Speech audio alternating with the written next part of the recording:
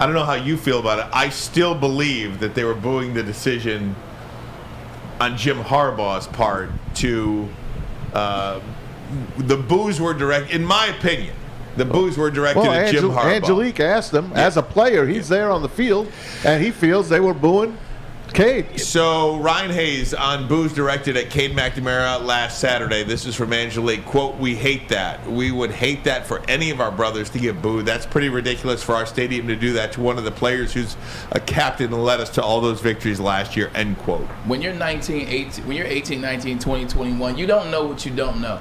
You don't know what you don't know. So when people craft this narrative, you instantly believe it's an attack on Cade.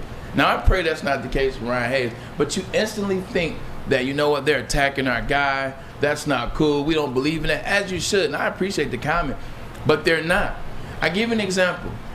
If a coach elects to not go for it on 4th down and they start booing, are they booing the quarterback, or are they booing the coach for the decision?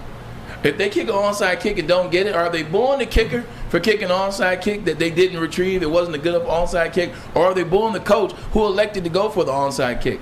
It's the decision-making process in which they were booing, not Cade.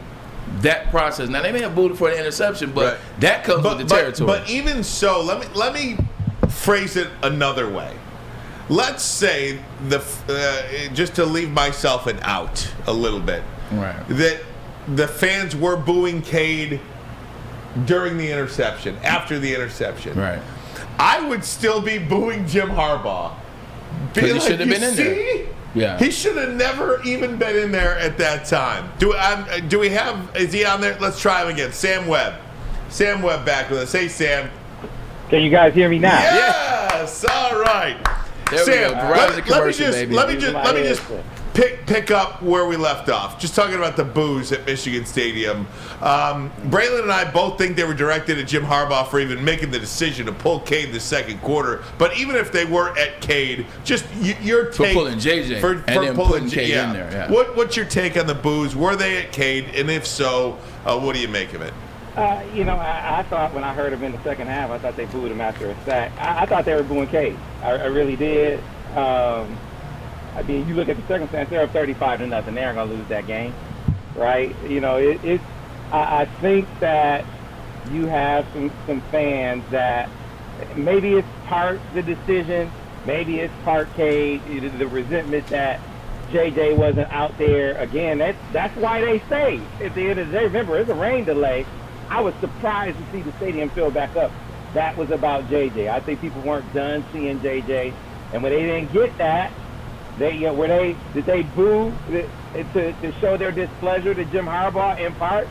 Sure, but I also think that there was some frustration by some fans shown with Cade. It's caught in the wound, man. When you're up 35-0, you're not going to lose that game. I think he's a guy in a tough situation. I mean, no matter what he does, no matter how well he plays, if the other guy plays his best, he's just better. Some guys are just more blessed physically than others. And hey, Sam, JJ is one of those guys. Just a thought, as you mentioned, but they were up 35-0. How many of those students, might have had a little skin in the game? Does gambling in the 50-point favorite, Yeah. I mean, does that weigh into this when, hey, if you got minus 50 and you know that the guy out there is not as good,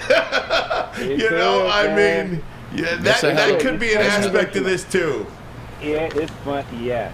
You know what? Until you said it, I didn't think about how that may have contributed to some of it. Yeah, because on our pregame show, one of the questions was, and it wasn't a money wager, but in our pick'em, everyone was gonna pick Michigan to win, so we had to pick with or against the spread, right?